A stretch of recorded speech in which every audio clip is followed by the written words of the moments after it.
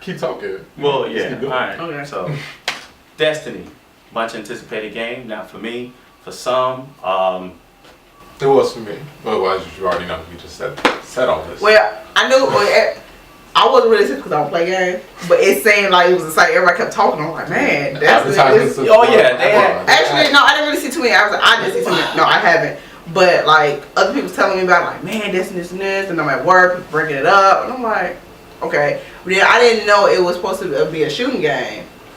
I didn't know that. I thought it was a different type of game. So I'm like, wait, really? This is a shooting game? I'm like, I guess it's like a whole bunch of shooting games. Okay, exactly. So I was confused, but I don't play games, so I don't know. Yeah, but it's done. But it's the game's made by Bungie, and they made another. Right. I knew it was gonna be just like Halo, which they said, Which and I refused. I had the game at home, by the way, so it's not just from what I hear. I've looked at it, seen it. I'm uninterested, and it's mainly because the story and a lot of the missions are just fetch missions. Go grab this while I do this. Come back. Horde missions. Yeah, Horde. I hate Gears of War only for. Describe what Horde is. Okay, no, I am. But I hate Gears of War for popularizing Horde if they didn't create it. But Horde is basically a bunch of enemies that come out. You kill waves of enemies to a certain level or until you get tired of it. And not until you get tired of it. Until whatever you're waiting on to finish. Right. But I have friends that play it. They like the Horde. I don't understand what that means. All right. So example from Destiny. All right, you have your little sidekick thing that has to like unlock a door or like get some files off the computer. Okay. And so he goes, does a scanning thing, does that. And so while you're waiting on him to do that, you get waves of enemies just coming at you, and you have to defend him and kill him all until he's done. Because you're trying to protect him. Yeah. Right. So when he done, they just disappear. Yeah. Yeah. And that's what all the missions are like during the whole game. I understand. So. You people don't think that's strange. Oh, all the enemy's gone now. No, we can keep moving. Like that's something. Like he don't come out and help you, and then it's over. It's just over.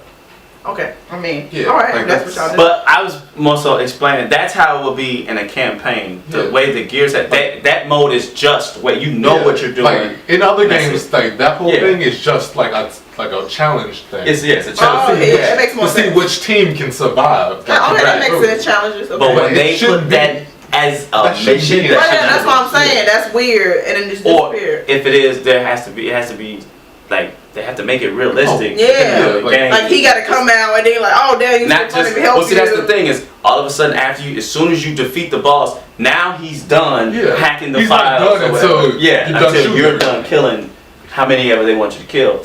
Which that is what do they call it? That to me that is now what invisible walls are in games. Stop putting them in there. I hate invisible walls. Okay. I don't know what invisible. That's pretty much if you run where they didn't design, you can see the background of it, but you're just running and it's like when you hit the bounding box. At least hit the wall and then run. You know what I mean? Yeah, I understand what you're saying. So you're saying that particularly whatever they're doing is like that's how it's what gamers frown upon or game they're like. What I'm saying, but you're saying that is a visible wall. It's like that. Yeah. Okay. It's like that. It's a gaming trope. Yeah. It's a gaming trope that people are tired of. Like, especially in this generation. I'm sorry for all the people who want a real review of Destiny and the review. This is fine. This is fine. We can break. This is perfectly fine. Yeah, I'm not really giving a review of the game. I'm just giving you of what I've seen and why I don't. And for those who don't know, right. And why I don't necessarily want to play it. Now, I'll play it just for the multiplayer, sure. Go around people say the multiplayer is that's fine. Well, no, the game, the technical stuff of the game looks fine, plays fine. It's the campaign mode or the story. It's like, do I have to do all of these missions, the exact same mission, just on a different looking universe, world, or area? It's like, what? Like, but Bungie also advertised the game as RPG. Which... We was having a discussion about that. So it was be an RPG and a first shooter. Yeah, first person RPG. Fix up your character. They advertised it as that. But right after the game was released, they made a statement saying, "Oh, it's not RPG." But they waited until after the game came out. That's to cover their. So that makes more sense why people are so excited for it. They think like, oh, RPG plus this. Yeah, plus all snap. It was gonna be like the first Halo style RPG game. Got you. That makes more sense. I want to reserve more judgment because they keep saying after you play a certain amount of the game changes. Yeah. Which, from what I heard and what I've seen, it doesn't change too much, but it just kind of.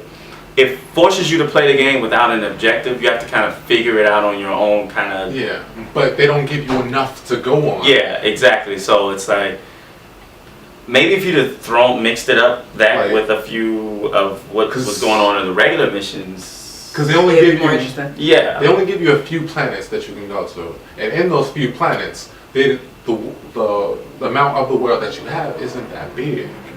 Like. You have like basically an island. Depressive. No. You have basically an island. In the middle of the show? Yep. Oh, fruit snacks. I told her to bring fruit snacks. Fruit snacks. Giving her presents, and she said I don't like her. Thank you, Giraffe, for giving me a present. But keep going. Sierra for giving me a present. But what was I saying? Yeah. So on the planets, you get basically an island that you can explore. Out of the whole planet, you just have this one section. That you can explore. Just that one section that you can explore. But you can only go as far as the game will let you before you have to unlock the rest of it later. And, your battery is flashing. Really? Yes. Okay. What you're saying though. Yeah. So you only have that one section to explore. But once you come back, you always get respawned in that same exact spot as you was in the beginning of the game. On every planet, you have to start off at the same spot. Like, you can't land anywhere else on the planet because you have a spaceship that you can go anywhere else, but it always drops you off same spot on every planet, always. And all the enemies, all your enemies on each planet, all respawn in the same exact spot because their spawning boxes are super predictable, and it makes it so in the game you can pretty much farm all the sections in the game to get whatever you want. And that's my problem with. Do you have any questions about everything I just said? I got you. Okay. I'm here. Awesome. That is all my problems with first-person shooters. They can't really, outside of, if you got to be clever with them, and when you try to make them open world, like some of the other games. But that's what I'm saying. Like, but it's fake open world. No, that's what I'm saying. I hate when they fake open world. So a problem with like. Wait, what? Okay. What's not a fake open world game? Not a fake open world game. It's like name a game. Or let's say sandbox. Grand Theft Auto. Backdoor. Assassin's Creed. So like the last Grand Theft Auto. No, the last 3 Grand Theft Auto. Well, no, because I remember the last one. Yeah, okay. The last 3 Grand Theft Auto. So that is more. That is an open world sandbox game. So that is where you have a big box, and you're in it, and you can explore all that you can in there. As much as you randomly, want to. Okay. And but you saying the game, these games don't do that. Destiny doesn't do that. It fakes it. Because most first-person shooters are linear. You can only go forward and back, like through areas. And they'll have like things. If they don't put actual like the visible walls. Yeah. If they don't put actual visible walls, they'll have bounding walls. Mm-hmm. Bounding walls are like stuff that stops you from going over that. Like.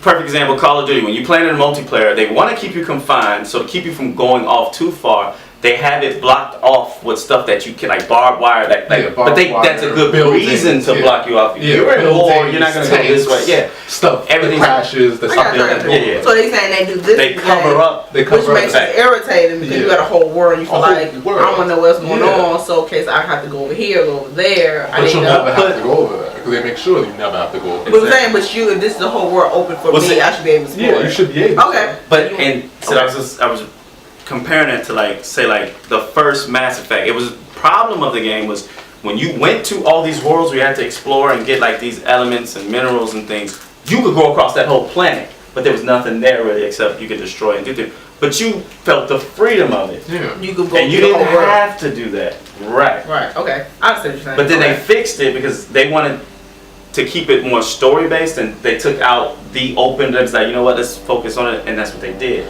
But can they just bring you back to the story? Don't Grand Theft Auto always bring you back to the story at the end? Yeah. Like even if you go somewhere else, you're like, okay, now let me get back to my mission. We're about to restart. Yeah, but that's what I was gonna say. I guess this is the last thing to stay on anything else. That I issue with in Destiny is the customization. There's always an issue with it. Yeah, the customization. Like the actual person, like face detail level, awesome. Like I always love it when in a game that sells it on customization and it actually can make other ethnicities other than white. And just the shade. Yeah, it's like I always hate when they like shades of black because it's always either red or it's actual color black or it's blue. Yeah, and it sucks. Like it's one of the reasons why. When it's only a shade, you still look like a white person. Yeah, but with a different shade. Some like most games. Yeah, either they don't have the actual black detail, like black features, or they don't have other ethnicity features. Yeah, or they don't have the actual texture of black people or actual skin color. Or anybody that's not white. I guess. Like anybody with a color skin. And they just get it wrong. And but this game didn't. Yeah, no, they didn't. Like the shades they should be after. Yeah, the shades that you can get in like types of black, Asian, whatever, Mexican, whatever, it's pretty spot on. It's just that once you're done with that, none of it matters because you never take off your helmet. Yeah, so you don't see. Because you well like they. So you never see. You never see there yourself. There is parts when you're running around and you could, but that's not a big part of the game. So it's like you barely see your creation. Yeah, so it doesn't I matter. spend all of that doing that, and I really just don't care. Look, if I'm wearing a helmet. But they also like have you wearing. You can customize the armor. Oh, that's so rude to the animators. You can just switch out. Like you can buy different armor that does different stuff. Yeah, that's so rude to the animators. Yeah, they put all that time into it. Fix the person. It's like, oh, we gotta put a helmet on you. Yeah, put a helmet on. It's pretty and you can go through. You can go through the whole game. You can go through the whole everything and not ever see yourself again. That's funny. And so it's pointless. And then the actual clothing, armor, all that stuff, all of it is cool, but all of it's temporary. You don't need it. You don't really need to hold on to none of it because you can switch out with a better one that only does something a little better, but you may have liked the color of it though, but you can't customize the color because the other one. You can't play without the helmet? No, because certain planet, because you have to wear it when you go like in an actual battle. Yeah, you have to wear the helmet because you're breathing. I don't know when you go back to whatever because Davis, his character, he has you can see his white hair and everything, but once he leaves, everything is like on. Yeah, you have to wear the helmet, like or a helmet. There you go. But well, that's how they feel about Destiny. If you like it, go buy it. If you don't, you want to buy it. I mean, that's up to you. But if you have some different if you want to see Sierra play it, let us know. Wow, you can make fun of me. But you want to make opinions, you got different opinions, please, state it. Whatever. Watch her look up and down. And tell us how you feel about the you was doing that DLC that come out because we may talk about some DLC for Destiny. Okay. Subscribe, like, comment.